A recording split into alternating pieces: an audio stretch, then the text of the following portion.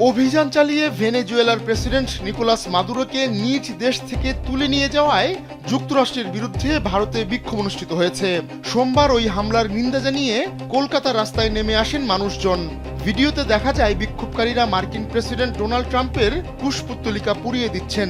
অনেককে আবার ট্রাম্পের প্লেকার্ড সম্বলিত ছবি পাড়াতেও দেখা যায়। এ সময় বিক্ষোভকারীরা ভেনেজুয়েলার সার্বভৌমত্ব রক্ষা এবং মার্কিন সাম্রাজ্যবাদের পতন চেয়েও স্লোগান দেন। বিক্ষোভকারীদের দাবি এটি স্পষ্ট যে ডোনাল্ড ট্রাম্প ও মার্কো রুবিও আসলে ভেনেজুয়েলা ও লাতিন আমেরিকার সব তেল খনি, জ্বালানি, জীবাশ্ম খনি এবং খনিজ সম্পদ দখল করার চেষ্টা করছেন। এটি ভেনেজুয়েলায় নতুন কিছু নয়। Communist party of India CPI এর যুব ও ছাত্র সংগঠন এই বিক্ষোভের আয়োজন করে। এই বিক্ষোভ কর্মসূচিতে স্টুডেন্টস ফেডারেশন অফ ইন্ডিয়া ও ডেমোক্রেটিক ইউথ ফেডারেশন অফ ইন্ডিয়াও অংশ নেয়। এর আগে গেল শনিবার গভীর রাতে ভেনেজুয়েলায় অভিযান চালায় মার্কিন সামরিক বাহিনী।